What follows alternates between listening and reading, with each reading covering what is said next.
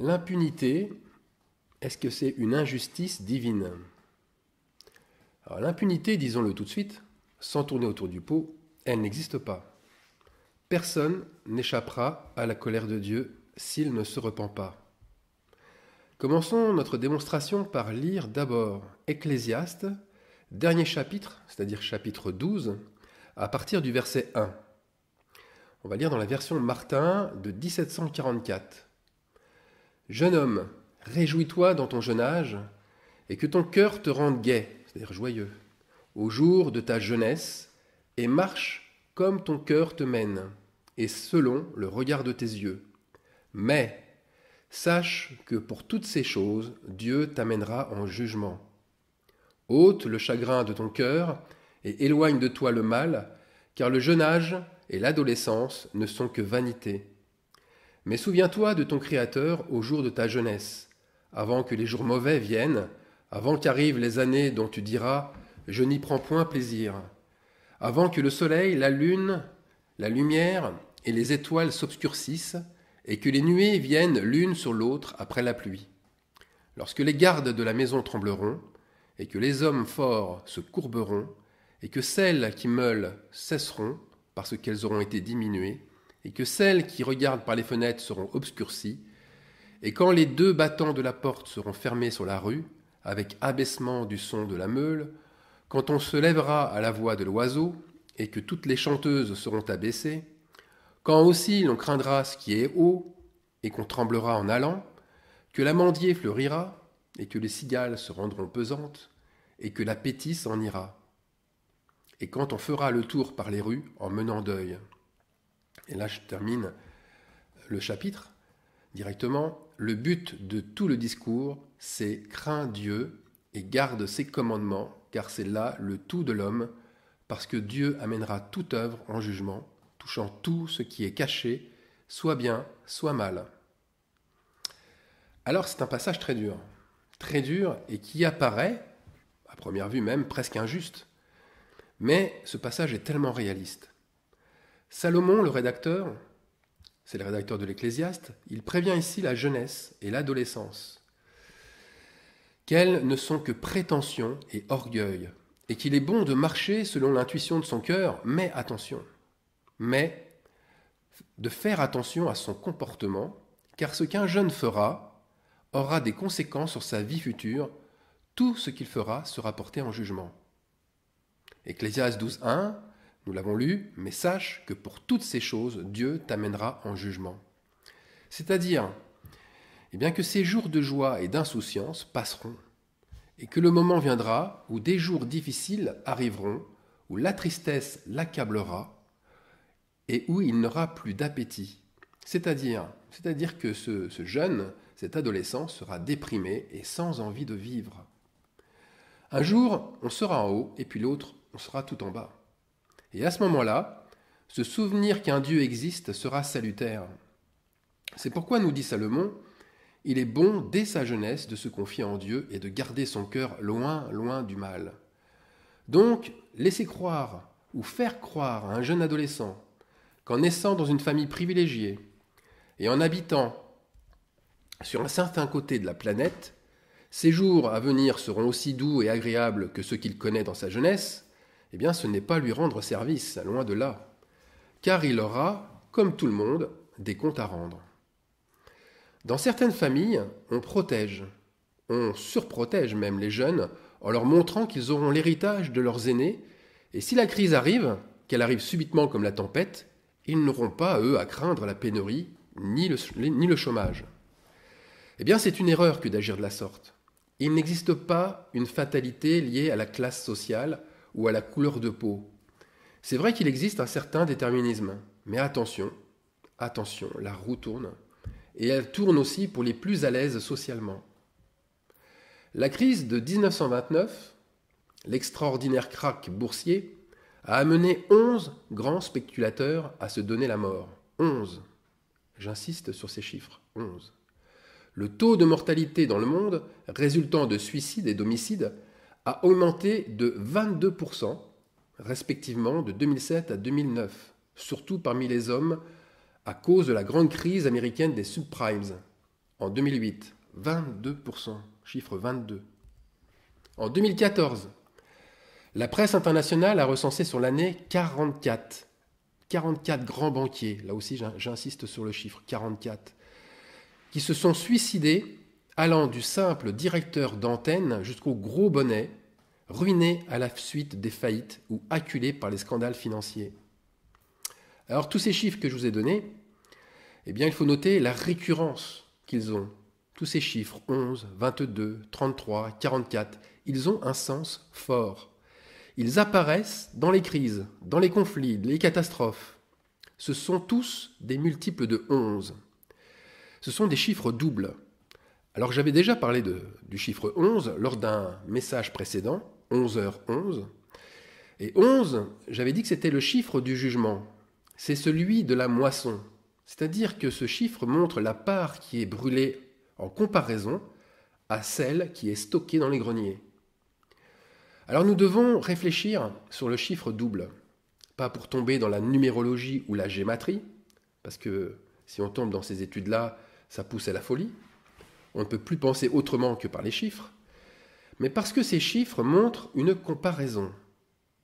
Et la comparaison, c'est une mise en relation de deux réalités qui en apparence ont des similitudes, mais donc en définitive, elles ont beaucoup de choses qui les séparent. Conclusion, une part issue de cette comparaison sera retranchée et brûlée. Alors pourquoi ce phénomène ? Est-ce que c'est le fruit du hasard ou celui d'une bonne ou d'une mauvaise étoile ? Eh bien non, c'est une conséquence normale, mais juste, qui est instaurée par Dieu. Dieu, Elohim, a instauré des lois divines en tout genre. Des lois facilement visibles, comme la gravité par exemple, qui fait tomber au sol tout objet qu'on lâche. Mais il y a aussi le vieillissement, qui amène tout, absolument tout, à se dégrader et à se consumer. Et il a instauré aussi une loi moins visible que les autres, mais fondamentale. C'est celle de la moisson. C'est ce fameux chiffre 11 qui se multiplie et qui se voit double. On moissonne ce qu'on a semé. Et là, je ne parle pas uniquement d'agriculture, mais de spiritualité. On recueillera le fruit de ses actions en très grande quantité. Celui qui a semé le vent récoltera la tempête. On lit ça dans la Bible. Celui qui a semé pour les autres et s'est appliqué à aimer comme Dieu aime, en ayant un cœur humble, récoltera beaucoup d'amour. Mais celui qui a semé pour lui-même et qui a semé des mauvaises choses, il les retrouvera en quantité démultipliée et elles se retourneront contre lui. Par exemple, s'il a été un oppresseur pour autrui, s'il s'est servi du bien des autres pour son profit personnel ou pour une cause injuste, et s'il a méprisé les autres, qu'il les a humiliés, maltraités et que sais-je encore, eh bien un jour dans sa vie, il retrouvera l'appareil. On l'opprimera aussi, on le maltraitera pareillement, et même plus. L'épreuve sera pire, le feu brûlera pour lui beaucoup, beaucoup plus fort. C'est cela passer en jugement. C'est une loi, même, et là j'insiste, même pour ceux qui se disent croyants. Là, en disant cela, je fais référence bien sûr à tout un mouvement, tout un courant œcuménique, mondial, qui se croit dans l'impunité. Ceux qui sont inspirés par ce courant ont tendance à penser qu'il leur arrive des choses dont ils ne sont pas la cause, que la pluie tombe sur tout le monde au hasard et que le vent souffle lui aussi un peu partout sans raison apparente. C'est marrant, si on peut dire, c'est marrant, car aujourd'hui, 1er juillet, Google a mis sur son portail un message pour rappeler la naissance du célèbre mathématicien et philosophe du XVIIe siècle, Leibniz, qui au passage est très connu. Il est même connu pour être un des plus fervents défenseurs de la thèse du principe de la raison suffisante. C'est quoi ce principe ? Eh bien, c'est que jamais rien n'arrive sans qu'il y ait une cause ou une raison déterminante. Et Leibniz n'était pas connu aussi seulement comme étant le dernier génie universel par la science. Il était aussi croyant, et il croyait dans l'unité de Dieu, et il croyait dans son omniscience, c'est-à-dire qu'il connaît tout, et dans son omnipotence, et dans sa bienveillance. Donc, tout ceci pour dire que croire que ce qui arrivera de mal est absolument sans rapport avec ses actes, et qu'il y a une forme d'impunité qui serait là, sur certains, parce que Dieu les chérirait plus que les autres, c'est une hérésie. C'est une énorme hérésie. L'impunité n'est pour personne, ni pour celui qui a l'habitude de se sortir de tous ses sales coups, ni pour celui qui exerce une piété quotidienne. Ce n'est pas parce que vous priez Dieu chaque jour, ou que vous avez fait 1000 choses pour lui, que Dieu vous est redevable. Absolument pas. Dieu n'est redevable à personne. Même à ses prophètes, il n'a jamais été redevable. Il les a envoyés comme des brebis qu'on emmène ou qu'on mène à la boucherie, en leur promettant une meilleure récompense. Mais où est leur récompense? Pour beaucoup, elle n'a jamais été visible. Ils sont morts en martyrs dans des circonstances que beaucoup prieraient qu'elles ne leur arrivent jamais. Et ceux qui pensent que Dieu est redevable avec sa parole, justement qui pensent que la parole, ce n'est que la Bible, et qui affirment que l'on peut mettre Dieu à l'épreuve en l'obligeant à répondre de ce qu'il a dit, et sous la forme « Ô Dieu, tu as dit dans ta parole que le juste ne mendirait pas son pain. Alors sur ta parole, je demande, j'ordonne, j'exige même la bénédiction sur ma vie, que l'argent remplisse mes coffres. » Eh bien cela se trompe de Dieu. Ce Dieu-là s'appelle Mammon. Dieu n'a pas de dette envers nous. Dieu n'a pas de dette envers sa création. C'est nous qui en avons une envers lui, même s'il efface cette dette pour ceux qui croient en lui. Encore faut-il manifester la foi. Encore faut-il manifester en priant et en agissant, comme dans le Notre Père, où on prie, remets-nous nos dettes comme nous les remettons à nos débiteurs. Il faut pas seulement le prier, mais il faut le faire. Si nous agissons comme ce que nous disons, ou plutôt si nous agissons contre ce que nous disons, eh bien nous semons une mauvaise semence. Dieu a fait les mêmes lois pour tout le monde, sans exception. Cela aurait été foncièrement injuste de faire certaines lois pour le croyant et d'autres plus dures pour l'étranger ou le non-croyant, s'il n'y avait aucun moyen de passer de l'un à l'autre. La passerelle est pour tout le monde. Quiconque invoquera le nom du Seigneur sera sauvé. Et ici, invoquer, c'est le mot grec epikaleomae, qui veut dire crier à l'aide, crier au secours. Alors Romains 3, 22. Il n'y a point de distinction, tous ont péché et sont privés de la gloire de Dieu. Mais là où notre Dieu exerce de l'amour et de la miséricorde, c'est qu'il prévient son peuple. Quel peuple? Ah, vous voyez bien qu'il y a des privilégiés. Un groupe de privilégiés qu'il aime plus que les autres. Mais non, Dieu n'est pas comme cela. Et il montre qu'il ne fait exception de personne. Il ne rejette personne. Son peuple, mais ce sont ceux qui l'invoquent, ceux qui se repentent de leurs mauvaises œuvres et qui manifestent un cœur brisé. Ce peuple-là, c'est Israël, c'est Juda. Un pays alors, une nation, une religion. Non, c'est une nouvelle terre, c'est un nouveau ciel. En fait, c'est un rejeton. Tout simplement, une bien faible partie d'hommes et de femmes qui ont changé leur cœur de pierre et se sont convertis en se détournant du mal et qui persévèrent à conserver cet état. Voilà la louange qui plaît à Dieu. Le chandelier change de main fréquemment. Il va dans la main des vrais adorateurs qui adorent en esprit et en vérité. Je le répète, ceux de son peuple ne sont pas une race, ni une couleur de peau, ni une classe sociale, et encore moins une caste religieuse. Eux, les vrais adorateurs, eh bien, ils comprennent l'intérêt qu'il y a à ne pas maudire, à ne pas faire le mal, car en agissant ainsi, ils se couperaient de la loi de la bénédiction. Ils se placeraient sous l'autre loi que Dieu a aussi annoncée, la malédiction. Ah, mais je croyais que la loi, œil pour œil, dent pour dent, c'était pour l'ancienne alliance, que maintenant, avec la grâce, il n'existe plus que celle du pardon.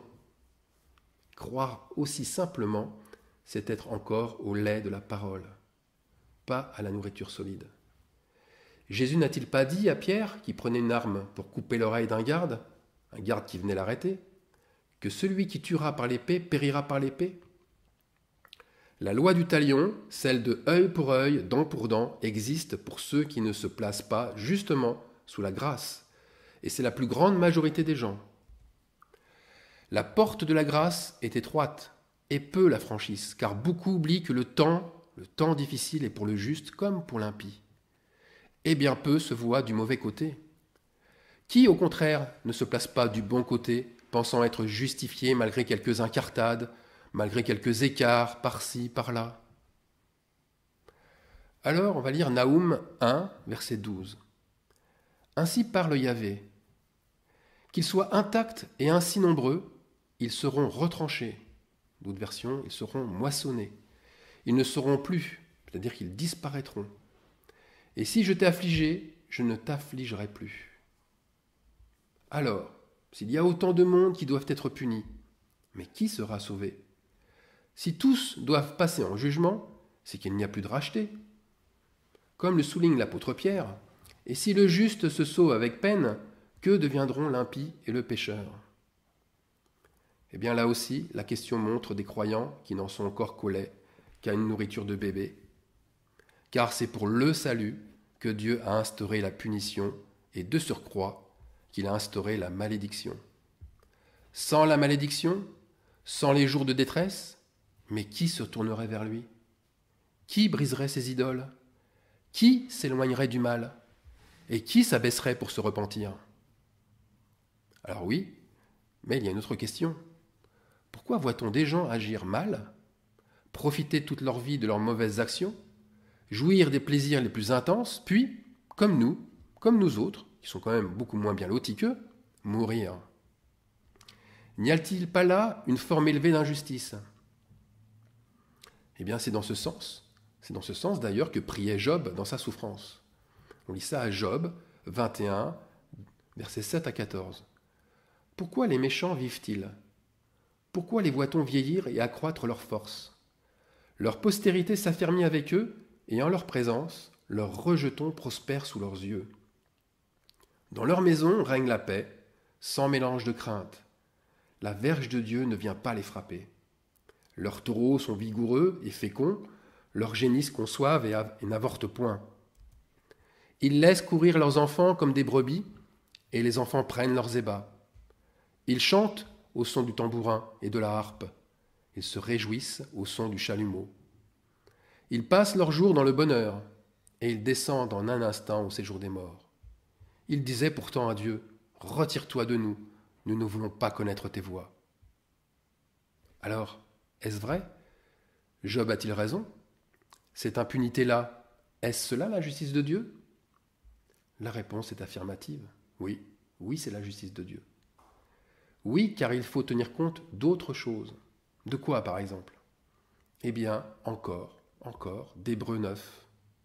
Hébreux, chapitre 9, qui nous dit « Il est permis à l'homme de mourir une seule fois, après quoi vient le jugement. » Si nous n'avions pas à renaître pour le jugement, nous pourrions y voir une forme de grande injustice. Mais voilà, il y a deux résurrections, et donc il y a une résurrection différente de ceux qui meurent en Christ. Et cette résurrection-là, c'est la vie d'après, qui est alors la conséquence directe et logique de ce que nous avons semé. Il y a alors pour ceux qui ne meurent pas en Christ, puisque pour eux, eh bien Jésus est venu porter leur malédiction, il y a alors pour ceux qui ne meurent pas en Christ une vie pour ceux qui ont profité en faisant le mal. Ils existent pour beaucoup cette constance. Écoutez bien, une vie correspond à une semence, puis vient la mort. Et la vie d'après, elle manifeste le jugement. C'est-à-dire qu'elle manifeste une vie où l'on moissonne ce que l'on a semé auparavant. C'est pourquoi on a parfois l'impression que le sort s'est acharné pour certains, beaucoup plus que pour d'autres, tellement leur vie est remplie de malheurs et de peines. Mais nous n'avons pas toutes les cartes en main. Nous n'avons pas accès aux semences, et parfois nous voyons qu'une partie seulement de la moisson. Dans tous les cas, Dieu nous dit et nous demande de ne pas juger, car lui connaît l'alpha et l'oméga. Il connaît le début et la fin de toute vie sur terre, et lui seul peut exercer un jugement juste. Nous, nous, face à toute cette injustice apparente, je dis bien apparente, parce qu'elle n'est pas du tout présente, cette injustice, nous devons regarder au cœur.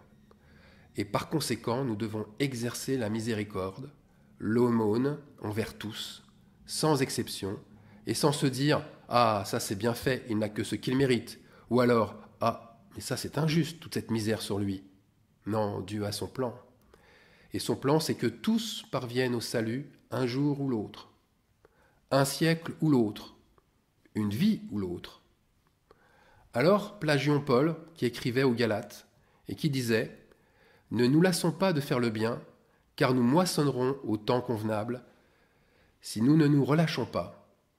Ainsi donc, pendant que nous en avons l'occasion, pratiquons le bien envers tous, et surtout envers les frères en la foi. » Et on pourrait rajouter, sans nuire à Paul, « Car nous moissonnerons ce que nous avons semé. » Amen.